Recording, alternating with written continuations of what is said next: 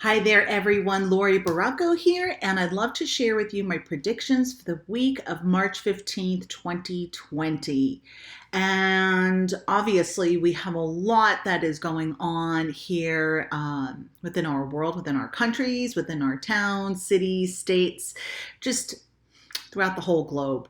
So I do believe that it is really important for us to try our best to not feed into the fear, to feed into the panic, to find our centers, and to kind of use our sense of discernment before we go a little bit off into the deep end, allowing the panic and the worries, the concerns of others who are spiraling to have an impact on us. We do need to make sure that we keep our sense of reason, to stay grounded again. I said it before, to stay grounded and to kind of try to filter out between what it feels right, what's the truth, when and where do I need to be concerned, and so on and so forth. All right, so this week I'll be using my Rider Waite deck, and I'm going to select 3 cards from the top. Alrighty, so let's see what we have as a collective, what energies will be influencing us this week. All right, so I'm going to pull 3 from the top, sticking together a little bit. All right, so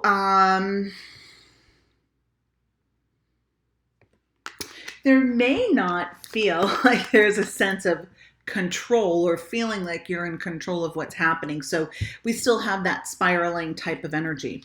We have the Knight of Cups reversed. So this is having all of these emotions and these feelings, and yes, having the pots being stirred within us. All of this, these emotional, the emotional cauldron is being stirred up, kicked up. So the unhealed parts of us are being activated, and it's showing us where we could do more healing, right? How can we be proactive during this time rather than continue to spiral and infect everyone else with our thoughts? Yes, there are germs. Yes, there are viruses, and good hygiene and being practical and smart and being mature about what we do and how we handle when we are under the weather, right? I've always promoted at both centers, at both temples, the mystical moon temples, for everyone to be mindful of everybody else. If you're under the weather, don't come in. And I've said this to staff members. I've held this true for myself as well as clients. I have turned away clients because they've been under the weather. And if they're in a room with their reader or their intuitive or their spiritual counselor, and they're spreading their germs, that is not okay, right? So we're being mindful of this too, but our thoughts and our words are projections as well, and they can be just as toxic as any virus. So let's be mindful of that with the fear. So here we have the Knight of Cups reversed. Then we have the Ten of Wands reversed. So there really is no way to prepare for this too. So here we have all this spiraling energy and wondering what we could do and how we can prepare and so on and so forth. There is no forewarning of something sometimes, so we need to keep that in mind, okay? And then here is our Emperor reversed. Maybe not making the most sound decisions for ourselves based upon those emotions. So if we have this awareness in the back of our minds, it can help us as a reminder that, okay, stuff happens. And I'm going to learn from this. I'm not going to allow my triggers to take over and sabotage how hard I've worked on my healing journey. I do need to acknowledge how far I've come, and so on and so forth.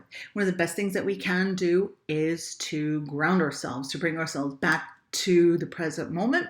Do your internal and external inquiry, the checklist. Am I okay right now? Am I safe? What are my blessings what are the things that are going well for me? What are the blessings that are in my life right now? And start going down that checklist. That can sometimes take us, lead us away from the edge, right? So we don't have to go into that downward spiral. So please try to remember to take time for yourself. If you can meditate, if you can read, if you find yourself spiraling from negativity on the outside world, being connected to people, places, things, social media, turn it off. Yes, you do need to make sure that you're receiving your information from a source that you trust. I'm not saying all of these, that everything you see is accurate. As adults, it's important that we use our sense of discernment of where we receive our information too. But just because somebody told you something doesn't make it so. All right, so I will check in with everybody this week because I know we've got a lot going on, and I know in the end we're going to be okay, just as we have been with everything else that has taken place in our lives. Alrighty, I'm Laurie Barraco. Stay safe, keep yourself grounded, and do not play into the frenzies. All right, namaste.